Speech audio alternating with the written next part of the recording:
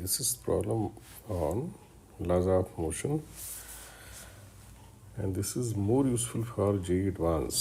Mains में भी आ सकती है, but मेंस में it may be tougher for means, not much tough, but normally it is more probable for JEE Advance.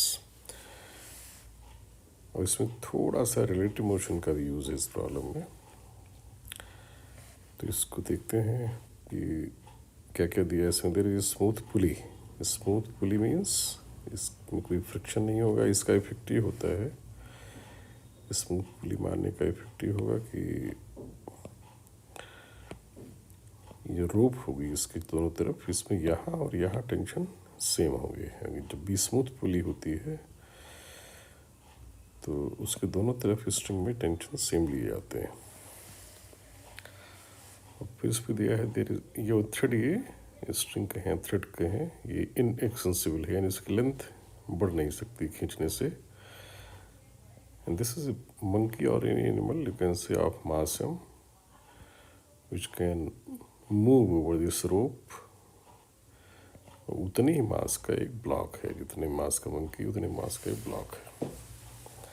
तो नॉर्मली अगर मंकी कुछ नहीं करता तो system will be in equilibrium. एक कॉमन सेंस समझा सकता है, दोनों तरफ वेट सेम है। If monkey does not do anything they both will be in equilibrium. क्वेश्चन क्या है कि suddenly monkey starts moving relative to the rope. Monkey इस रोप के रिलेटिव चलने लगता है ऊपर की ओर with acceleration g/3 relative to the rope. बाकी डिटेल जो लिखा है वही जो मैंने बता दिया। बताना क्या है कि what will be tension in the rope,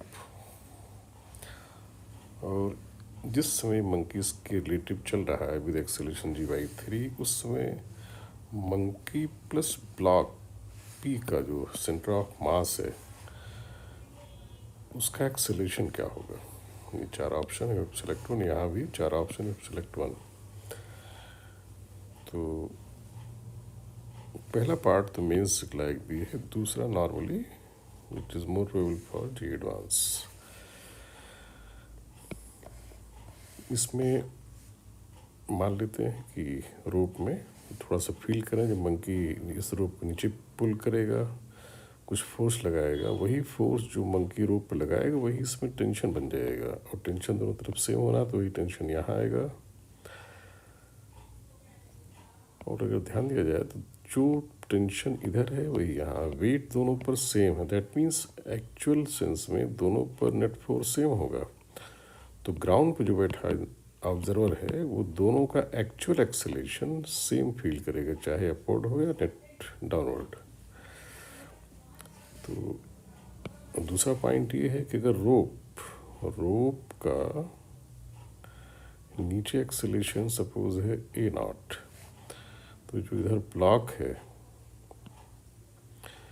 this block will have acceleration a0 ऊपर। ऐसा क्यों होगा? Because rope is inextensible. जिस एक्सेलेरेशन से ब्लॉक ऊपर चलेगा ये रोप उतने एक्सेलेरेशन से नीचे आएगी। I am not saying monkey but rope. और मंकी रोप के रिलेटिव g/3 से चल रहा है। दैट इसका रिलेटिव की मीनिंग क्या होती है? रिलेटिव मीन्स रोप के रिलेटिव का मतलब रोप से एक्स्ट्रा।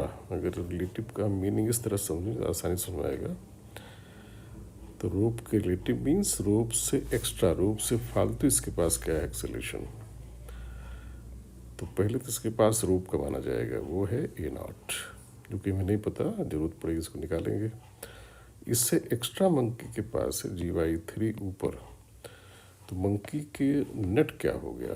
a0 नीचे और g/3 ऊपर। तो नेट मंकी का हो गया g/3 माइनस a0 अपवर्ड। तो आई कैन से कि इस मंकी का नेट एक्सेलेरेशन हो गया ऊपर g/3 माइनस a0। अगर ऊपर लिखना, नीचे लिखना तो a0 माइनस g/3। और मंकी का फिर वही डायग्राम देख लें। मंकी पर नीचे फोर्स क्या है? इसका अपना वेट। ऊपर लगा हुआ है इस पर टेंशन, वही टेंशन जो रोप में है, दोनों तरफ ये इसमें सिंपल और इम्पोर्टेंट पॉइंट है।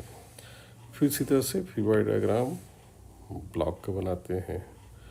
ब्लॉक का मास m है, ब्लॉक का एक्सेलरेशन नीचे है क्योंकि मंकी जो है नीचे नहीं सॉरी ऊपर, रोप को ये नीचे पुल कर रहा है विद एक्सेलरेशन ए नॉट। रोप का माना मैंने तो रोप ब्लॉक का हो जाएगा ए नॉट ऊपर, और ब्लॉक का यही नेट है, इसमें और कोई तो एक्स्ट्रा है नहीं एक्सेलरेशन। तो ब्लॉक का ऊपर हो गया एक्सेलरेशन ए नॉट और यही इसका नेट है। ब्लॉक का फ्री बॉडी डायग्राम देखें तो उसका अपना वेट और टेंशन टी है। तो यहाँ से क्लियर है कि दोनों पर नेट फोर्स इक्वल है। अगर ये क्वेश्चन एडिशनल क्वेश्चन पूछ लिया जाए क्या दोनों पर नेट फोर्स सेम है, तो आंसर विल बी यस। अब न्यूटन सेकेंड लॉ लगा दें दोनों पर।